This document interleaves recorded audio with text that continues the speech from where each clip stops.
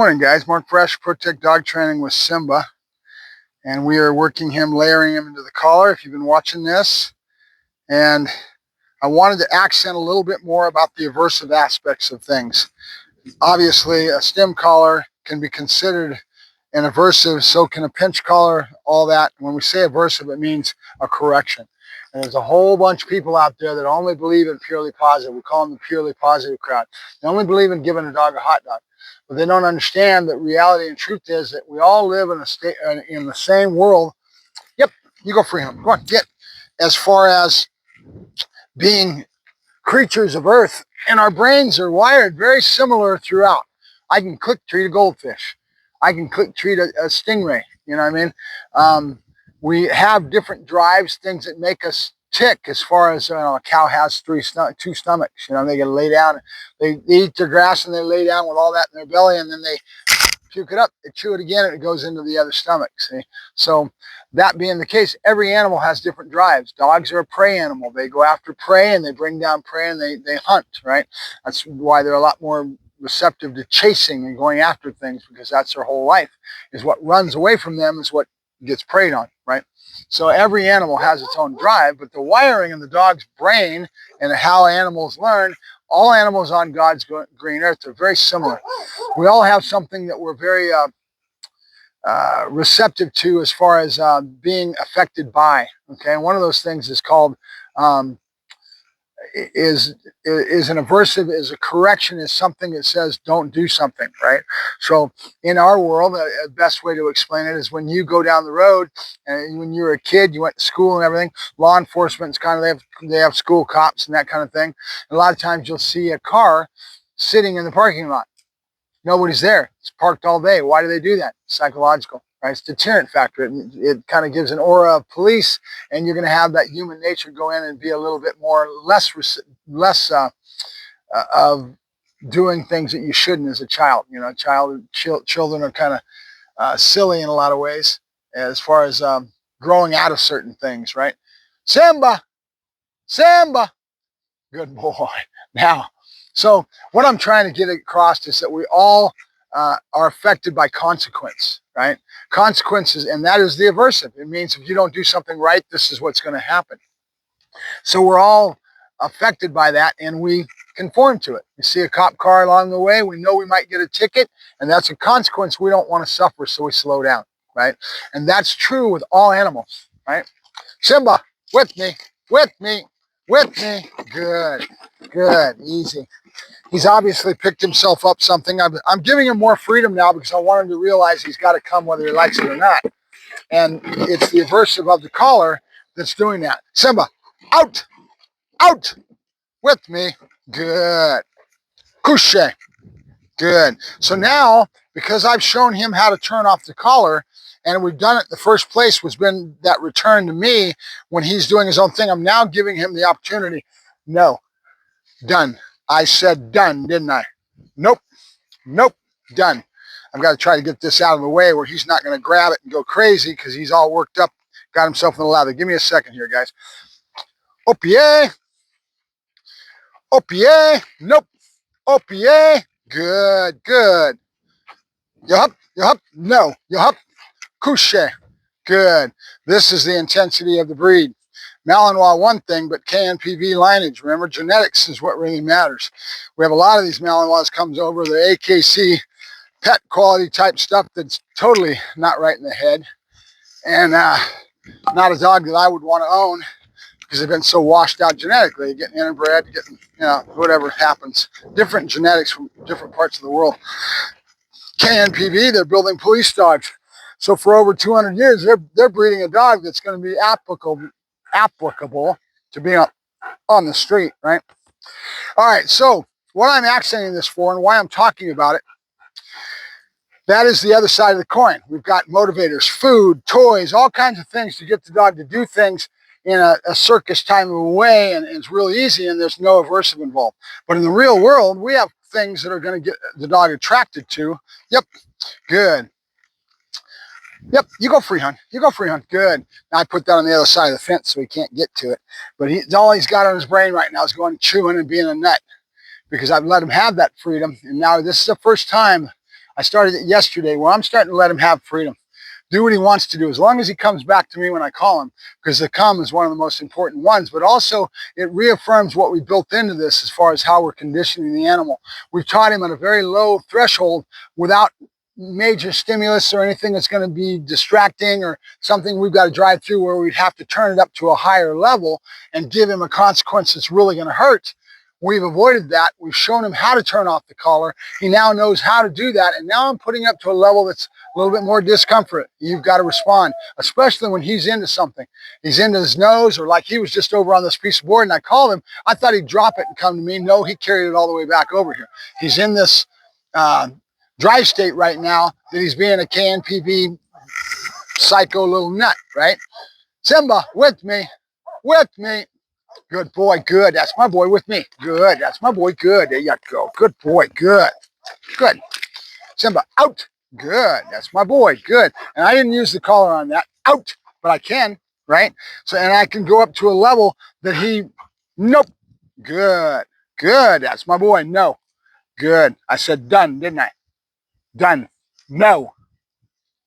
Now, right there, I kind of anticipated him diving after it.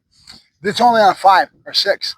This is a good example of a place that I might have wanted to be expecting it for him not to mind and turn it up to about a 13 or 14, where I can hit the one button and he's gonna feel it. Now, what happens at this stage, this is what I wanted to talk about this, is that they get used to this low impulse and they start to block it out based on how they're being overshadowed by smell or by chewing or being the dog, the high drive little obstinate little terror that he is, right? They're going to want to stay in that, right? They don't want to comply. So they're going to block it out and they're going to kind of try to tough it out is what ends up happening. So you've got to bring the level up to a level they respect and they go, wait a minute, I can't handle that. And right when they start coming back to you, the button goes away.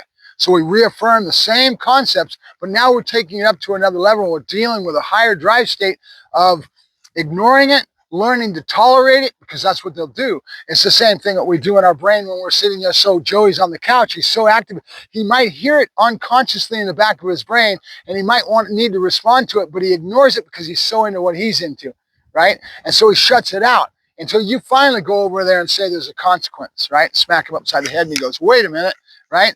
That's what I'm talking about, right? You have to be able to bump it up, but you got to be fair. So you want to intermittently do this sort of thing other times when he's not totally ingrained, and then he can win, and when he can avoid the correction altogether, when he can avoid that stimulation going to that level all the way, with less going on around him and less excitement that he may be into, we catch that point and we either don't do it at all with a lot of high praise, and we show him how to avoid and how to get around not even getting stimulated at all by complying. Right? That's the whole concept. You comply, good things happen. There's the hot dogs, there's my motivation, I might start running the other way, whatever it may be. We show him the out, the way to go that avoids that whole thing. That's why we call it avoidance and escape, right? Escape is where he turns it off. Nope. Good. Escape is where he turns it off altogether, and he's escaping it. He feels it, and all of a sudden you let the button go, pooh, I got away from it, right? Avoidance is where he starts to end up doing it because he knows the consequence is going to come if he doesn't. He's avoiding that stimulation altogether by coming into it, right? So we're talking in areas that most trainers won't talk about because they don't want to, because of society, we got this whole group of people that are purely positive and don't want to understand and respect the fact that all animals on God's green earth learn the same way. That's what I'm trying to get across to you, right? If I'm in the kitchen, I've explained this before, I'll say it again, and I'm cooking and I'm doing all my thing, and I've got 3 things going on and I'm not paying attention. I reach out and I grab that pot of water that's boiling, hotter than hell, and ow! How many times am I going to do that without grabbing a pot holder, right? We all learn the same way. We learn from consequences.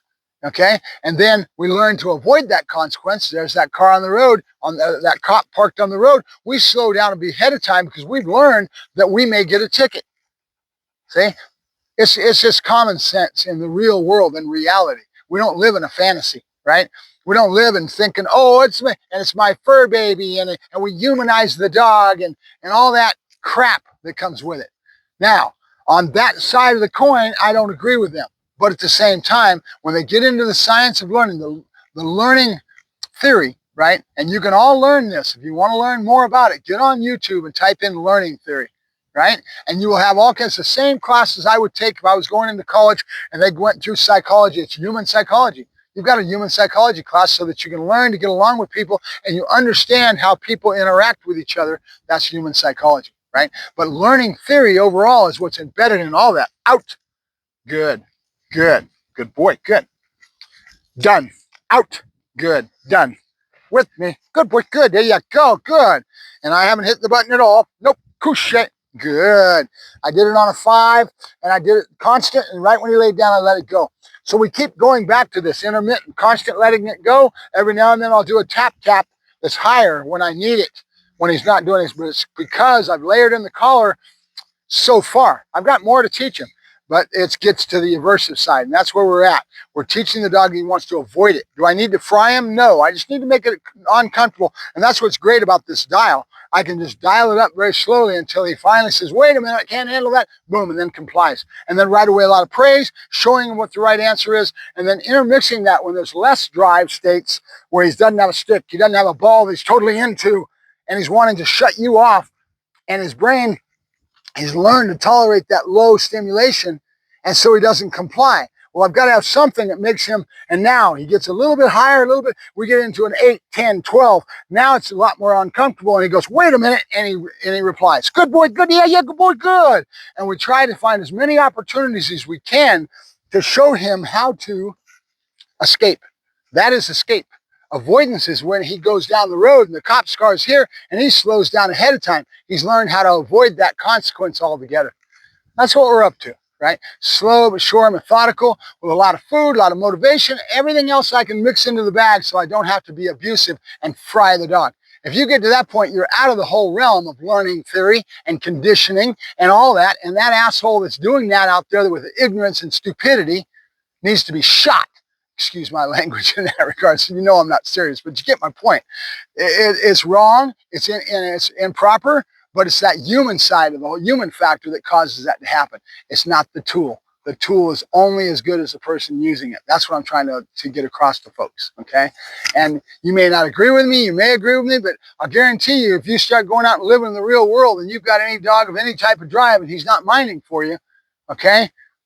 You have tools to be able to use to get that. And I can give now, what is the opposite side of the coin of that? What is the reward for the dog and for me, right? In the real world. The real world's dangerous. If he takes off after a squirrel and there's an open road right there and he runs across the road, he's going to get hit by a car and die, right? So what I boil down to is that this is why we need a control factor. Now, what do I give the dog when I bring him to this level of control and getting the dog to work for me? Freedom. I can let him go do his own thing because I know I can rely on the fact that I can reach out to, some of these are half a mile in distance. And then when you have drives that are so intense and dogs that are so intense with their drive states, when he comes up, he's been bred for it. That's what I get so irritated for. People get upset and they get mad because the dog does certain things, and they don't realize all these dogs that we have been bred for a purpose because our history in our past was all about that. Simba, good. That's my boy. Good. Nope. Good. You come here. Good. Nope. Simba, with me. Good boy. Good. There you go. Good boy. Couche. Couche. Nope. Good. All right. Yep. Come on. Yep. Good boy. Now, I wanted to work on something because he's not used to a higher. I'm just starting to introduce him to a little higher stimulation. Couche. Good. So that time I went up to about a 10 or a 12, a little bit more uncomfortable, and I hit both buttons. Remember, the way that this comes from the factory, this individual item, it's called Easy Educator. This is my favorite. Why? Because the ergonomics of the controller, right? It allows me to have one button here, one button here, one button here. That's 4 buttons, 5, 6 buttons, and a dial, right? And each one of these does something different. This one, I'm waiting for him to break so I can tap it. He's on a 10 right now, which is higher than he's used to. We're starting to introduce to him more of tap taps with a higher level that he learns to avoid, right? Because he already has all the other stuff put into his lexicon as far as learning how to turn it off. I'm still going to give him that third turn off, which is going to be sending him away from me into something else. We're going to do it in a day or two. But I'm starting to add in tap taps. I'm starting to show him aversive. And I'm slowly, methodically working that into the psychology of the collar. And that's what it's all about, layering in the collar in the right way so that we're being as humane as possible and that we're doing the right thing. Okay, so back to this. When it comes out of the factory, this button's on whatever you set it on. Right now it's on a 10. I'm a little higher than normal. Remember, he started out riding at a 5 or a 6, and he learned how to turn that level off. And now we're starting to show him that he can have taps that go higher, and then he needs to learn to avoid it. And we're pairing it with things that he already knows, with like the right about turn and things that he's already doing in his obedience. If I hit both of these buttons, it goes up 5 more. Okay, so if I hit them both at the same time, that's 5 more, that's 10, that's 15. So it's a surprise. All of a sudden, instead of 10, all of a sudden it jumps up to a 15. That's going to get the dog's attention, right? Just like Joey on the couch. Had to yell at him 3 different times until finally I walked up and I kind of smacked him on the head. And he go, wait. Now he woke up. That tap finally meant something to him. He said, wait a minute. You got past that overshadowing of environment and all the other stuff that goes on with a dog and his nature. Drive states, where his brain is at right now, is in that stick, right? So this is what I'm talking about, trying to introduce this to you conceptually so that you understand it, and you understand that that is part of using a stim collar. Now that's the negative that's on the side of the purely positive, and they really feel the way they do, but reality and truth is, in the real world, we have squirrels, we have rabbits, we have other dogs that you might have to deal with. And you might have, this dog is showing aggression towards other dogs. I'm not going to use the stim collar to suppress that. Why? Because that ends up making it worse in certain contexts. Because the pain threshold, they think that's coming from the other dog in their drive state, where their mental, nope, where their mental state of mind is at. Couche. No. You understand me? No. Good. Good. That's good. That's good. Good. Simba? Yep. Good boy. Good. Yeah, go. Good boy. Okay. Make sure he gets his reward. I'm not going to keep him in front of every, because if you just did that, it was all just negative. You didn't get a positive. Out. I said out. Good. Done. No. Nope. I said no, didn't I? Couche. Nope. Couche. Good. Done. I'll take his head. So I'm yakking at you guys. But so we're starting to get into some other areas, and I'll start showing you this if I can. So showing you how I layer it in and mix it in, because it's all about a mix, guys. You can't have just one side and be all, like I always tell my customers, you can't take a baseball bat and beat the dog up and expect him to learn, right? You got to have positive. You got to show him how to win, show him how to overcome that consequence, right? As we build through this whole development, right? The beginning with puppies, young dogs, 3 months old, 4 months old, you won't see a trainer doing hardly any of that. It's going to be all food. It's going to be luring, with a lot of praise, and we build a lot of confidence with agility and all kinds of other stuff that we do, right? So it's just important that you understand that we're not going to do any type of reverse. I'm not out there yanking on the leash or any of that when there's a young puppy, right? So I introduce things in the right maturity stages as the dog matures, and then I teach them how to accept aversives. And they start to, and that's why you see some trainers that get a lot of drive out of using that with certain breeds and certain character traits. As far as genetics, this dog can go up to what we call knee po and really heart and soul. There's a bunch of stuff that we can do with a dog like this, but you can't do it with another dog. It's a pet quality dog. I'd never even try to apply it, because their genetic states, their genetic stamps and who they are as an individual couldn't handle it. You'd wash them out. They don't have the nerve. They don't have the genetic predisposition within their genetics to handle it. So you'd never do it. So every dog is different. And just because I might use this on one dog doesn't mean I'll use it on another, right? And or I'll use it accordingly. Simba, with me? Good boy. Good. There you go. Good. So we just started introducing him, couche, to more an aversive, on the aversive side of things just yesterday. And I'm not going to shirk and hide it. A lot of trainers don't want to talk about these things because there's so much anti coming from the purely positive side. But truth and reality, and you'll see a lot of my posting when I'm getting to my political posts. You go to my Facebook page and that sort of thing, and I'm talking about certain things. I'm always stating certain little grabbers is what I call them. They're the headline at the top. One of those headlines that I'm always saying is truth and facts matter, right? Reality of the world means that some of this stuff, depending on what you're doing, is important. We're getting into protection. We're getting the drives that this dog's going to be, and he's going to get spiraled up like son of a gun. He's already doing it. He's spiraling up in the truck. When I put Bruno in one crate, he's going crazy at the crate. He didn't start that day one.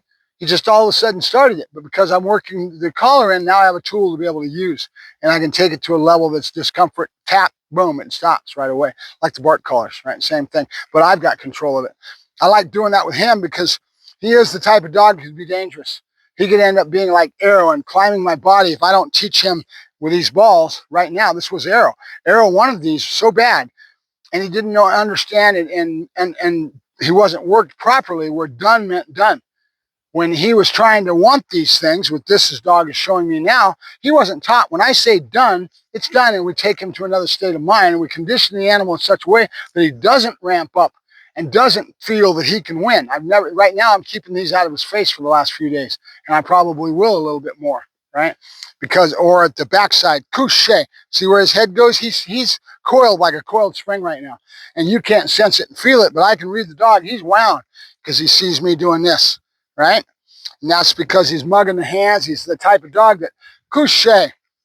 He's been with the owner, and I showed the owner what I was doing with him back then, and he didn't graduate the dog. He didn't grow the dog past that, and now the dog gets into that behavior, and it only gets worse and worse, and now we've got a problem. And that doesn't mean that I don't do that either. I have a problem with getting too much of my reward intervals and things like that, where I create a dog that is mugging the hands. It's something I need to work my way through as a trainer, couché. But like I always say, we're all human, and that's why I show you guys all of it. I don't hide anything. I don't go out and make sure the dog's training is perfect and then film it. There's trainers out there that do that. I don't like to do that because I want you to learn. I want you to see the mistakes I may make. The struggles that I'm having to go through. I'm not perfect. We're all human. No matter how good you think you are as a dog trainer, we're all human, right? We all make mistakes. We all have struggles, things we need to get through as we hit these little spots, and I've talked about that before. All right, so a lot of yak on this one, a little theory, but that's where we're at, and I'll start trying to give you some short videos showing you this. In fact, let's go ahead and do that now, because I've got his head into that mode because I started it yesterday, which is starting to show him how to avoid, how to turn off the collar, and do the right thing so that he can win, right? Show him where the win is at. That's what I always like to say. And in this case, all right, good. Simba, yep, good boy, yep, good boy, good. Nope, Simba, no, good. That's my boy, good. There you go, good boy. Good. Now he came right back. He was after that stick. He ran in that direction all excited. I told him no, and I never even touched the button at all, and he complied. That wouldn't have been the case a week ago, right? He's now learning that I can have distance away from him and that I have control of him with a distance. I don't have the long line in my hand anymore. One, because I'm safe on my own property and he's contained. And two, he's at that graduation level. He's at that growth stage that we're talking about all the time. Simba, with me. Good boy, let's go. Good boy, good, yeah, go, good boy. I want to show him as much winning as possible without having to hit the collar. I don't live in the realm of always tapping collar. If you do that, you're going to make the dogs totally collar-wise, is what we like to say, and then also only respond with a stem. You got to show him how to win and how to avoid that altogether. Yep, you go freehand. We're done. Nope, and I'm trying to push him away from me as much as possible because he's what we call Velcro, meaning he doesn't want to leave my side because of what we're doing with the collar and the work we're doing. So I got to show and build confidence within him that he can do his own thing by pushing him away from me, giving me his free hand and letting him have freedom and not always doing that. Now, if you notice where the dog's at right now, I'm not going to do it when he's taking a dump, obviously, but I'm going to do something here in a second. As soon as he gets done, I'm going to go walking up the field way up that way. And then I'm going to call him, and he should come to me pretty quick. And I could be using the button. I may not. If he comes, I'm not going to. Yep, he's going away from me. Good. Go free him. Right now, I'm really concentrating on letting him learn to have the freedom as long as he comes back to me, right? Good boy. Come on, Simba. Good. Good boy. You go free hunt. You go free hunt. Good boy. And I'm trying to give him the ability to learn to have freedom and build confidence in that regards. I don't need to be on him all the time, and I'll intermittently do this so he learns to have separation from me as long as he comes in quick. Simba, with me. Good boy. Opie. Opie. Good. Now, I'm also adding in the tap taps. He's on a 7 right now. I said OPA and left him, and I did a lot of body language that helped him out. And then he came back into my flip, right? So let's work on that now. Here, good boy. Here, good. That's my boy. Good. That's my boy. Here, here, good. That's good. That's my boy. Good. Good boy. Good. So I'm at a 7. I'm going to take it to an 8. And I'm going to do a tap tap in between here. I'm not going to hit the button until he's in here and he stalls, and then I'll tap tap to remind him he should have been at my side. Because I'm trying to get him to understand what I want out of him before I take it up to a level that says you really got to avoid it, right? To a 10 or 12 or whatever it may be, that makes him really want to comply. I'm trying to create this conditioning. Good. Good. Oh, yeah. Nope. Good. That's my boy. Good. And it was a tap, okay? And it's in an 8. The tap, a lot of times, will startle the dog with me. Good. There you go. Good boy. Good. Yes, I don't know, huh? Good boy. Good. Here. Good boy. Here. Good. That's my boy. Good. Good boy. Good. That's my boy. Good. You ready? Oh, yeah. Oh, good boy. Good. Trying to give him an attitude of, well, I want speed, right? Cushy. Good. That's my boy. Yep. I see. Good. Good. Now, as soon as I touch this, his brain goes right to food. Cushy. Good. See how much more faster he went? Yep. Good. But you still got it to work with. Cushy. Nope. I see. Good. Good. Cushy. Nope. I want both of them just to dive out. I don't want to step, step, step. Good.